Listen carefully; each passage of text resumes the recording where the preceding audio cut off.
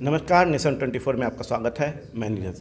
देखिए, नेशन 24 की टीम जो है पूरे कुढ़नी विधानसभा क्षेत्र का दौरा कर रही है। लगातार हर जगह, हर पंचायत में जाके आपको बता दें कि यहाँ पे 37 पंचायत है इस पूरे विधानसभा क्षेत्र में, और उस सारे जगहों पे पहुँच के जो है नेशन 24 समीक्षा कर रही है, लोगों से मिल रही है, उनसे बातें कर रही है, उनकी समस्याओं को सुन रही है और प्रतिनिधि प्रत्याशियों से भी मिल रही है, उनसे भी बात कर रही है, समझ रही है कि आखिर कितना काम, कितना विकास हो गया। आपको हम बता दें कि 13 लोग जो हैं प्रत्याशी के तौर पे यहाँ खड़ा हैं, जिसमें से 8 निर्दलीय हैं और लोग पार्टी के लोग हैं। अभी हम मौजूद हैं आदर्श मिथिला पार्टी के पास कार्यालय में, और हमारे साथ मौजूद है संजय ठाकुर जी, जो यहाँ से प्रत्याशी के तौर पे चुनाव लड़ने जा रहे हैं। काफ़ी दमखम के साथ, काफ़ी समाजसेवी हैं, जनता के बीच हमेशा बने रहते हैं, चाहे सुख हो दुख हो, इन सारे चीज़ों में जुड़ाव है इनका इस पूरे पंचायत से, इस पूरे विधानसभा क्षेत्र से। तो चलिए हम इनसे बात करते हैं और जानते हैं कि कैसा रिस्पांस मिल रहा है इस पूरे कुढ़नी विधानसभा क्षेत्र में। नेशन 24 में आपको आने के लिए सर बहुत बहुत धन्यवाद सर। पहले इस पूरे विधानसभा क्षेत्र में जब आप दौरा कर रहे हैं, कैसा रिस्पांस मिल रहा है आपको? पहले तो आप लोग मीडिया वाले लोग को हम धन्यवाद देते हैं कि आपने बेशकीमती समय हमको दिया, इसके लिए आप धन्यवाद के पात्र हैं। और कुढ़नी की जनता को भी प्रणाम करते हैं। और हम जो फील्ड में अभी घूम रहे हैं तो सबसे हम अलग दिख रहे हैं, क्योंकि हम जातिवाद की बात हम करते ही नहीं है, हम इंसान की बात करते हैं। और लोग कहता है कि यहाँ पूरे कुढ़नी में सिर्फ जाति ही चल रहा है, मतलब अगर कोई भूमियार अगर कोई कैंडिडेट है तो उसके लिए भूमियार मंत्री विधायक जा रहा है वोट मांगने के लिए, और अगर कोई कुशवाहा है तो उसके लिए कुशवाहा मंत्री विधायक दौरा कर रहा है। अगर कोई हरिजन समाज के अगर नेता है तो हरिजन समाज में जा रहा है। लेकिन हम सब से अलग हैं, न हम बड़े पार्टी से हैं, न धन से हैं, न बल से हैं, और सबसे अलग है। और जो चीज़ मेरे पास में है वो किसी के पास में नहीं है। क्या है कि हम जो है इंसान हैं, इंसान की बात कर रहे हैं। और गरीब के बच्चा कैसे पढ़े बढ़े, कैसे डॉक्टर इंजीनियर बने, इस पर हम बात करते हैं।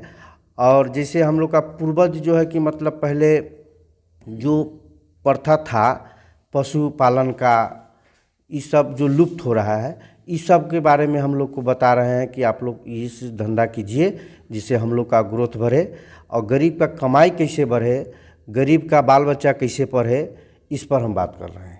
चलिए, बहुत बड़ा इन्होंने कहा है कि सही बात है कि यहाँ पे जो स्थिति देखने को मिल रही है, हमें भी देखने को मिला है कि जो जिस पार्टी में जो जिस जाति के हैं उन्हीं नेताओं का दावा नेताओं को उतारा जा रहा है, जो वो दौरा कर रहे हैं, अपने लोगों के बीच जा रहे हैं, उनसे मिल रहे हैं और अपने वोट के लिए जो है उनसे समर्थन मांग रहे हैं। पर इन्होंने कहा कि इंसान है और इंसान के बीच जा रहे हैं, इंसान से सहयोग मांग रहे हैं। यदि जीत के आएंगे तो फिर बेहतर विकास करने का काम करेंगे। सर, मेरा अगला सवाल है सर कि बहुत सारे कद्दावर नेता हैं, लगातार दौरा कर रहे हैं, चाहे वो आरजेडी जदयू अलायंस हो, चाहे वो बीजेपी हो, चाहे वीआईपी पार्टी हो। क्या लगता है आपको इनका दौर जो है कितना सफल हो पाएगा? देखिए, इन लोग जितना भी ताकत लगा लें, जातिवाद करने से तो एक समाज में हमको विद्रोह पैदा कर रहे हैं। इससे भी कुढ़नी में भी तो पढ़े लिखे लोग हैं ना, वो लोग भी तो विचार करता है कि कौन नेता क्या बोल रहा है। लेकिन हम जहाँ जा रहे हैं, जो हम बात रख रहे हैं, तो लोग ये कह रहा है कि आपका सबसे बढ़िया प्लान है और सबसे बढ़िया सोच है आपका, आप जो है कि मेहनत कीजिए, आपको लोग साथ देगा। मतलब कि लोगों का रिस्पांस आपको बहुत बेहतर मिल रहा है? जी जी जी। कोई एजेंडा है जिसको लेके आप जनता के बीच जा रहे हैं? हम तो एक मास्टर चाबी लेकर के घूम रहे हैं। क्या है वो मास्टर चाबी यह है कि हम मिथिला राज का मांग कर रहे हैं। मिथिला राज अगर हम बना लेते हैं तो समझिए कि उत्तरी भाग बिहार का भाग बदलने के लिए हम सोच रहे हैं। चलिए, हमारे साथ रत्नेश झा भी जुड़े हुए हैं, जो प्रवक्ता हैं, इनसे भी हम बात करने जा रहे हैं, साथ में हैं। इनसे जानना चाहेंगे कि आखिर जब ये दौरा कर रहे हैं तो किस तरह का रिस्पांस है और क्या लगता है कि जो मांग इनका है, जो एजेंडा है, वो कितना हद तक सफल होगा। जी धन्यवाद। ये जो क्षेत्र है ये संपूर्ण रूप से मिथिला है, और उसका मुझे पिछले 2 दिनों में कई प्रमाण भी मिले हैं। जगह जगह जो मुझे मिथिला भंडार, मिथिला हार्डवेयर स्टोर, मिथिला पान भंडार, तो मिथिला वस्त्रालय, ये मैं पिछले 2 दिन में ही कई 8-10 जगह ऐसा देख चुका हूँ। तो ज़मीन तो एक्सेप्ट करता है कि ये मिथिला है। अब आते हैं हम सत्ता और व्यवस्था की बात पे। बिहार सत्ता के जो मुखिया हैं पिछले 18 साल से नीतीश कुमार जी, वो जब कभी भी गंगा के इस पार आते हैं तो उनका एक ही स्टेटमेंट होगा कि मिथिला के विकास के बिना बिहार का विकास संभव नहीं है। लेकिन क्या नीतीश कुमार जी कोई एक भी ऐसा कार्य बता सकते हैं जो मिथिला के विकास के लिए उन्होंने किया? क्या उन्होंने कोई पावर प्लांट लगाया? क्या उन्होंने कोई यहाँ इंजीनियरिंग कॉलेज डेवलप की? क्या उन्होंने कोई यहाँ मेडिकल कॉलेज डेवलपमेंट की? जब ऐसा वो कोई काम नहीं कर रहे हैं, यहाँ की ताकत थी कृषि, उस कृषि की ताकत को उन्होंने क्या किया है? आज भी यह क्षेत्र बाढ़ से पीड़ित है, आज भी यह क्षेत्र सुखाड़ से पीड़ित है। हाँ, आज भी यहाँ के लोगों की जो लागत है उसके कंपेरेटिव में हमें कोई मूल्य नहीं मिलता है। समर्थन मूल्य की बात करेंगे 1700-1800 रुपये, ये धान की बात करते हैं, अभी धान की फसल है, कितने लोग 1700-1800 रुपये में धान बेच पाते हैं? सारा जो है छोटे छोटे लोग, उनको 1200-1300 में धान बेचना पड़ता है, जबकि आज 1000 रुपया क्विंटल जो है धान का लागत लग रहा है। इस तरह से किसान यहाँ का मर रहा है, और किसान को यह व्यवस्था को जो पंगु किया गया है वो बिहार इस्टेब्लिशमेंट द्वारा जान करके किया गया है, क्योंकि पटना एक एजेंट है शेष भारत को लेबर सप्लाई करने के लिए।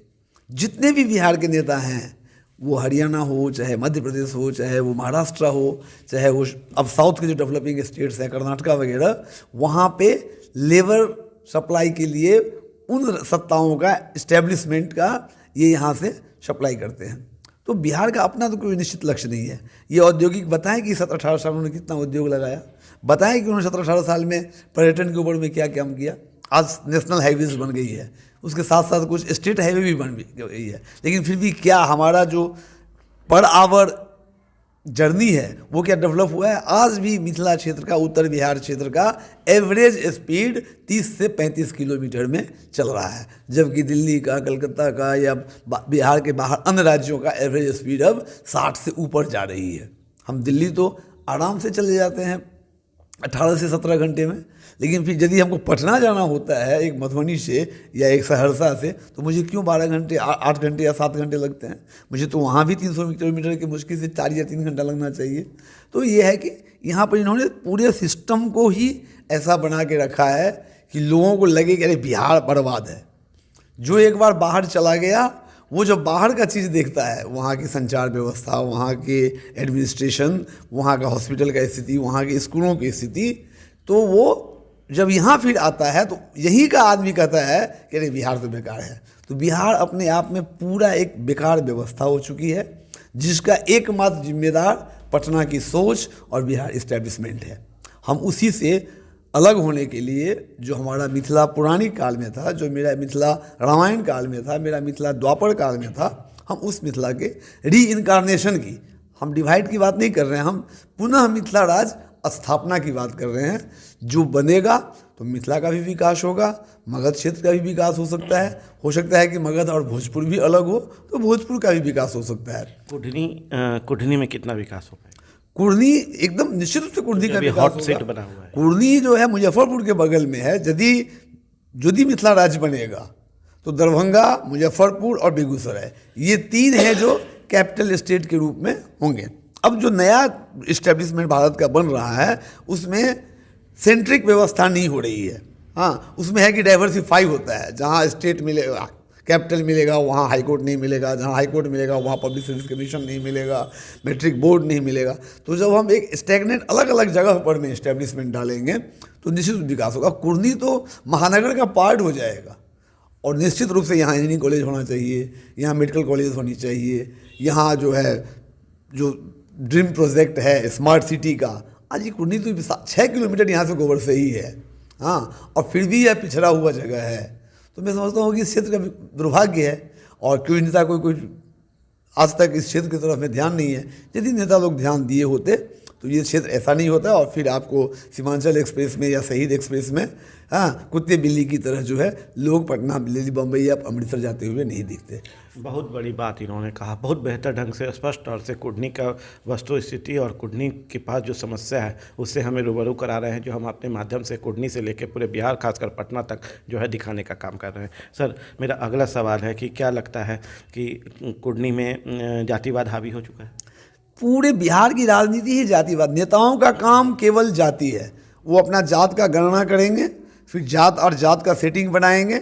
उन्हें पता है कि वोट जो है 51% से चलता है। अब तो भारत में किसी पार्टी को 51% वोट मिलता नहीं है, वो उसको डिवाइड करते हैं और एक गोलबंदी करके सत्ता पर कैसे भी काबिज होने का प्रयास करते हैं। हम जाति की बात नहीं कर रहे हैं। बंगला में एक शब्द है, ये एक्चुअल में जाति शब्द माने होता है राष्ट्र, हम मिथिला राष्ट्र की बात करते हैं। हमारा में कोई मिथिलायाम भवः मैथिल, संपूर्ण मिथिला में जो भी लोग हैं सब मैथिल हैं। बंगाल में जो है बंगाली है, असम में जो है असमिया है, वैसे ही मिथिला के लोग मैथिल हैं, भोजपुर के लोग भोजपुरिया हैं, मगध के लोग मगधिया हैं। तो हमें मिथिला की जो एक गरिमा थी, इसका जो कृषि संरचना था, इसका जो औद्योगिक, अंग्रेजी से अच्छे थे, जो यहाँ के हिसाब से कागज उद्योग, पाट उद्योग, हस्तकरघा, एक हस्तकरघा से हम मिथिला के 20 लाख लोगों को रोजगार दे सकते हैं। यानी कि 1 करोड़ आदमी केवल हस्तकरघा से मिथिला में जी सकता है। 1 करोड़ आदमी मिथिला में केवल पर्यटन से जीत सकता है।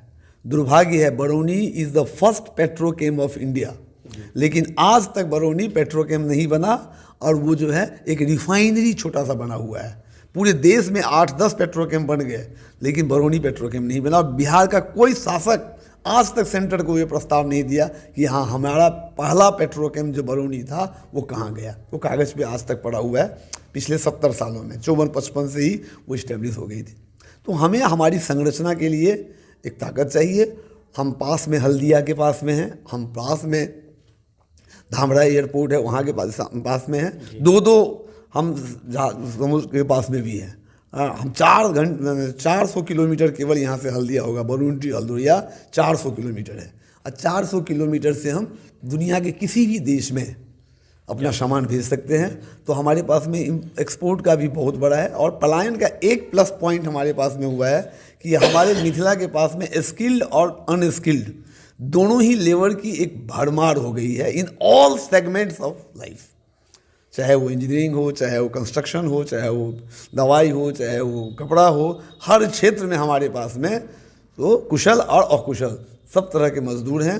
और मिथिला विदिन 10 ईयर्स भारत का सबसे अग्रणी राज्य होगा। और भारत का भी दुर्भाग्य है, भारत में जो अंधकार है वो इसलिए है कि भारत की छाती पे आप हिंदुस्तान का नक्शा उठा के देखेंगे तो जब ऐसे आप हाथ रखते हैं तो जहाँ छाती होता है वहाँ मिथिला अवस्थित है। और छाती का ही जो है कोई नाम अभी तक नहीं हुआ, अंकित हुआ है। इसीलिए भारत में अंधकार है। भारत का अंधकार भी, भारत का जो पश्चिमीकरण है वो भी तभी खत्म होगा जब भारत में मिथिला अंकित होगा। क्योंकि संपूर्ण भारत और भारतीयता, भारत की पूरी न्याय व्यवस्था, भारत का संपूर्ण दर्शन मिथिला के द्वारा प्रतिपादित हुआ है। चलिए, तो रत्न झा जी बहुत बेहतर ढंग से एकदम विस्तार से जो है सारे कुछ को बता रहे हैं, कुर्नी का ज्वलंत बिहार का स्थिति और भारत में क्या होना चाहिए। और इस सारे चीज़ों के साथ अब हम अगला सवाल संजय ठाकुर जी से करने जा रहे हैं कि सर कौन कौन सा एजेंडा को लेके जो है सर आप जनता के बीच आ रहे हैं? हम सिर्फ शिक्षा और गरीब का बाल बच्चा कैसे पढ़े ये लेकर के जा रहे हैं। और हम लोग का गरीब कैसे आगे बढ़े। और गरीब तो 500 रुपया कमाता है और वो 500 रुपया में वो खाएगा कि अपना बाल बच्चा को पढ़ाएगा, तो उसका हमें खाका तैयार किए हैं। हमारे पास में एक चीज़ है सरकारी स्कूल, उसको जो है कि हम मजबूत करेंगे, जा कर के उसको देखेंगे, हमेशा जा कर के देखेंगे कि कौन बच्चा को क्या सुविधा चाहिए, वो सुविधा उसको देंगे हम। और उसी में से हम निकालेंगे कि इसमें से बच्चा जो पढ़ने वाला तेज होगा उसको कौन लाइन पर जाएगा, उस लाइन में उसको देने का काम करेंगे। महागठबंधन कह रहा है कि हम 1 पे रहेंगे, बीजेपी का कहना है कि हम 1 पे रहेंगे और वीआईपी का कहना है कि हम 1 पे रहेंगे। लड़ाई सिर्फ दूसरी और तीसरी की है, आप क्या कहेंगे? हम चौथा पर चल जाए, 5वां पर चल जाए, इससे हमको मतलब नहीं है। हमको ये दिखाना है कि इस बार इंसानियत जीत रहा है कि जाति जीत रहा है। अगर इंसानियत जीत रहा है तो इसको हम चेंज करेंगे। अगर जाति अगर जीतता है तो जैसे पहले चल रहा था उस तरह चलेगा। चलिए, तो जाति जीत रहा है तो जैसे चल रहा है चलेगा और स्थिति जो है और भयावह होगी। कुर्नी विधानसभा क्षेत्र का लोग और त्रस्त होंगे। कमीशन खोरी, बेरोजगारी, शिक्षा, इस सब का अभाव यहाँ पे और निरंतर बढ़ेगा। कमीशन खोरी तो बहुत बेहतर है, आपको हम दिखा भी चुके हैं अपने माध्यम से कि किस ढंग से जो है लोगों की बातचीत आपके सामने हमने रखा है कि क्या क्या स्थिति से सामना उन लोगों को करना पड़ता है। चलिए, अब हम फिर अगला सवाल रत्नेश कुमार जी से, झा जी से करते हैं। सर, जीत के बाद क्या क्या बदलाव करने की कोशिश करेंगे आप, क्योंकि आप बहुत बेहतर ढंग से हमारा तो आमूलचूल परिवर्तन है। सबसे पहले हमारा है कृषि लाभकारी हो गया है। कृषियान कैसे लाभकारी होगा, उसको कैसे फ़ायदा होगा कि वो कृषि की तरफ झुके। आज जो 5 बीघा का जोता है उसका बच्चा भी जाके मजदूरी कर रहा है 15,000, 14,000, 13,000 महीने में, हमें उस पर रोक लगानी है। शिक्षा के लिए हमारे बच्चे भटक रहे हैं, हमारे ही पढ़े लिखे लोग कर्नाटक में, महाराष्ट्र में, कोटा में कोचिंग चला रहे हैं, इंजीनियरिंग कॉलेज में पढ़ा रहे हैं, विभिन्न तरह की बातें कर रहे हैं, लेकिन यहाँ मिथिला में नहीं हो पा रहा है। यहाँ हमारा अरबों रुपया जो है दूसरे राज्यों में शिक्षा के क्षेत्र में जाना है, तो इनके लिए यहाँ कुछ करेंगे? हमें उसके ऊपर रोक लगाना है। हमें जगह जगह जितने भी ITI हैं, हमारी सरकार तमाम ITI को हाथों हाथ इंजीनियरिंग कॉलेज में तब्दील करेगी, जैसा कई राज्य किए हैं। एक काम करेगी, हमें हर प्रमंडल में एक बड़ा मेडिकल कॉलेज हब बनाना है, उसके साथ में उसमें नर्सिंग ट्रेनिंग कॉलेज जितनी भी है वो कराना है। हमें हस्तकरघा को जिंदा करना है, हमारी बहुत बड़ी ताकत हस्तकरघा और हस्तशिल्प है, और उसके लिए हमारे पास में दुनिया का बहुत बड़ा बाजार है। बिहारी नेताओं को मालूम नहीं है कि बरौनी से या मुजफ्फरपुर से बहुत बड़ा एक्सपोर्ट हब हो सकता है। आज हम मखाना एक्सपोर्ट कर रहे हैं, उसी तरह से हम अपना मिथिला पेंटिंग एक्सपोर्ट कर सकते हैं, उसी तरह से हम अपना हाथ का बना हुआ सामान एक्सपोर्ट कर सकते हैं। हस्तकला, जो जितने हस्तकला के बहुत सारे सामान हैं जिसको हम कर सकते हैं। हमारा एक बार यदि पर्यटन हो गया तो जानते हैं कुम्हार जात जो है, जो मिट्टी का काम करता है, जो दिया बना करके बेच रहा है, इस सब चीज़ों का एक बहुत बड़ा मार्केट होगा, क्योंकि टूरिज्म यहाँ पे डेवलप हो। ये सारे उद्योग, कुटीर उद्योग इसको समझेंगे हम लोग, उद्योग तो इस सारे यहाँ चीज़ों पे को क्या कुर्नी में बढ़ाव एकदम कुर्नी में भी है।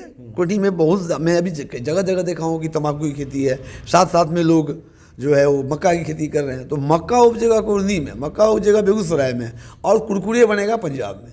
तो वो चीज़ नहीं होगा, वो कुर्नी में ही बनेगा, यहाँ ही छोटे छोटे उद्योग लगेंगे, और उसी पे ही लोग, कुर्नी के लोग कुर्नी में कैसे जिएंगे, हमें सबसे पहले उस बात को देखना है और उसके लिए काम करना है।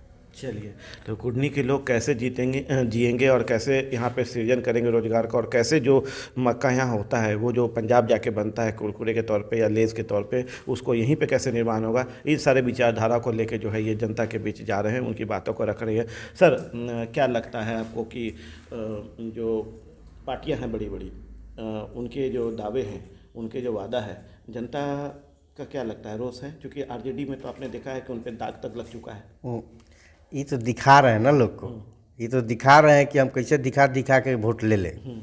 हमको दिखाना नहीं है, हमको करके दिखाना है कि हमको खेती कैसे होगा, हमारा पूर्वज कैसे आगे बढ़ा था, उसको प्रचार करेंगे, उसको बचाएंगे। हम लोग का जो धरोहर, जो हम लोग का बाप दादा जो किया, जिसे गाय पोसना, बकरी पोसना, मुर्गी पोसना, मछली पालना, ये सब हम लोग का पूर्वज का धंधा है। लेकिन अब ये धंधा क्या कर दिया है कि अगर गरीब कर रहा है तो लोग हंस रहा है, और अमीर कर रहा है तो उसको फार्म नाम दिया जाता है। तो हम गरीब को कहेंगे कि भाई, जो हम लोग का पूर्वज का जो धंधा है, वो धंधा आप लोग जो है अपनाइए, उससे कमाई होगा। आज खस्सी का मीट 600 रुपये बिक रहा है ना। अगर हम मान गए कि साल में अगर 10 गो खस्सी अगर हम लोग पाल लेते हैं, तो एक खस्सी का दाम कम से कम 10,000 होगा। तो हम बकरी से 1 लाख रुपया कमा लेंगे ना, ये क्या दूध से कमा लेंगे। एक आदमी अगर चाहे तो बकरी भी पाल सकता है, मुर्गी भी पाल सकता है, गाय भी पाल सकता है, मछली, इसमें समय देने का ज़रूरत नहीं है। उसको समय समय पर जो सामग्री देना है उसको देना है, चारा देना है, वो अपना काम होगा, फिर वो अपना दूसरा काम भी कर सकता है। तो ये बैक काम हो गया। फ्रंट का काम वो जो करना है, जैसे कहीं नौकरी करना है तो वो भी कर सकते हैं, ये भी कर सकते हैं। तो ग्रोथ होगा, अगर ग्रोथ होगा तो हम लोग आगे बढ़ेंगे, हम लोग का बाल बच्चा पढ़ेगा लिखेगा, उसको बुद्धि होगा, विवेक होगा तो काम करेगा। जब आप दौरा कर रहे हैं पूरे क्षेत्र का, तो बहुत सारे समस्याओं से रूबरू होना पड़ता होगा। जीत के बाद पहली प्राथमिकता आपकी नज़र में क्या है, जिसको लेके आप चाहते हैं कि मतलब हम उसको पहले करें? सबसे पहले हम जहाँ जाते हैं तो पहले तो हम लोग को बहुत कुछ सुनना पड़ता है। अभी अगर कोई जनता को अगर हम अमृत भी पिला दे तो विश्वास नहीं करता है। क्या है कि नेता लोग इतना ना अपना वैल्यू खो दिया है कि अच्छा लोग भी अगर कुछ बात अच्छा बोले तो उसको लगता है कि जुमला कर रहा है। तो अभी तो जो चुनाव चल रहा है, इसको जिस तरह झेलना होगा झेल रहे हैं, लेकिन आने वाला समय जो होगा वो मेरा पूरा क्लियर होगा। क्या लगता है, भूमियार में 2 पार्ट हो गया है? भूमियार में हर जाति में अलग अलग लोग हो गया है ना। उस मतलब भूमियार कह रहा है कि मेरा संख्या इतना है, कुशवाहा कह रहा है कि हमारा संख्या इतना है, मल्लाह कह रहा है कि इतना संख्या मेरा है। हर जाति कह रहा है कि अब जिसका संख्या है वो कह रहा है कि बस हमारा कैंडिडेट जीतेगा। लेकिन हम तो नाई समाज से आते हैं, मेरा तो संख्या नहीं है, कहीं पर 5 घर 2 घर 10 घर है तो उस संख्या समर्थन सबका है। हाँ, लेकिन हम समाज की मतलब जाति की बात नहीं, हमको पूरा समाज है।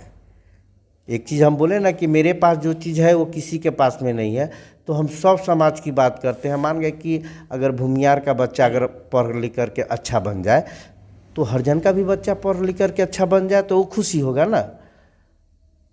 अगर हरिजन का बच्चा अगर आगे बढ़ेगा, आज लोग जो है कि जय भीम कर रहा है लोग, लेकिन जय भीम भीमराव अंबेडकर क्या कर रहा है वो चीज़ लोग कुछ नहीं बोल रहा है।